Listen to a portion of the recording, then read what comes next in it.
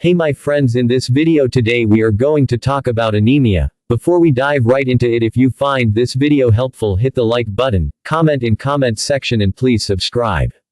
So what is anemia? Anemia can be defined as decreased number of circulating red blood cells or decreased red blood cell mass. So you may ask, how can I measure this? In this context we consider molecule which take up most of the red blood cell, which is hemoglobin. So in practice, low hemoglobin concentration is mostly accepted definition for anemia. So anemia can be defined as hemoglobin less than 12 grams per deciliter in female and 13 grams per deciliter in male. Red blood cells are cells which carry oxygen around our body, and they contain millions of hemoglobin molecules which help bind oxygen. RBCs also contain various enzymes which include ferrochelatase, lactate dehydrogenase, pyruvate kinase, glucose 6-phosphate dehydrogenase, etc., which play crucial roles in hemoglobin synthesis. RBCs are important in carrying oxygen, carbon dioxide, and maintaining pH of the blood.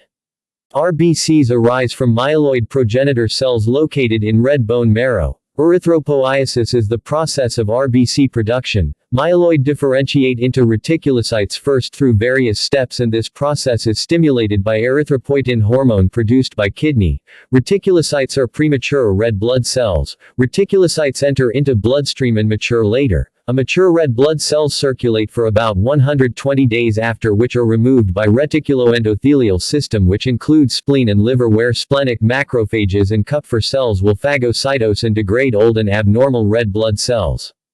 Now, when performing full blood count, determination of levels is the first step to diagnose anemia. How can we classify anemia? We first look at mean corpuscular volume (MCV), which is basically average size of person red blood cell. So we classify anemia as microcytic anemia is when MCV less than 80 femtoliter. Normocytic anemia is when MCV between 80 to 100 femtoliter. And macrocytic anemia is when MCV greater than 100 femtoliter. Causes of microcytic anemia include iron deficiency, chronic inflammation, and thalassemia. Investigations that we can do is iron studies, etc., which we will talk about in separate lecture. In normocytic anemia, reticulocyte count should be performed, which can be either high or low.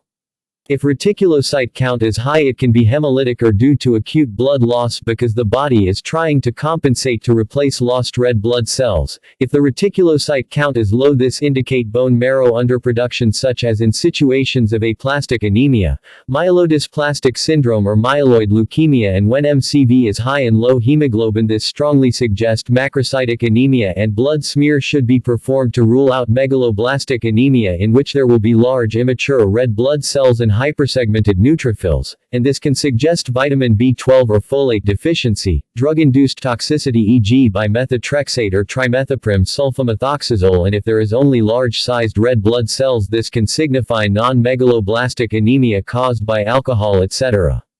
We can further classify macrocytic anemia as megaloblastic or non-megaloblastic anemia. Microcytic anemia we can also classify as thalassemia, iron deficiency anemia, sideroblastic anemia or anemia of chronic disease, and normocytic anemia as hemolytic anemia, which can further be classified as aplastic anemia, anemia of chronic disease, or anemia due to acute blood loss, and lastly hemolytic anemia, which can be further classified as extravascular hemolytic anemia, for example autoimmune hemolytic anemia, microangiopathic anemia, etc., and intravascular hemolytic anemia, for example sickle cell anemia, glucose 6-phosphate dehydrogenase, hereditary spherocytosis, paroxysmal nocturnal hemoglobinuria, etc. All this will be explained in separate lecture. I hope this helped you. Stay tuned for amazing video like this.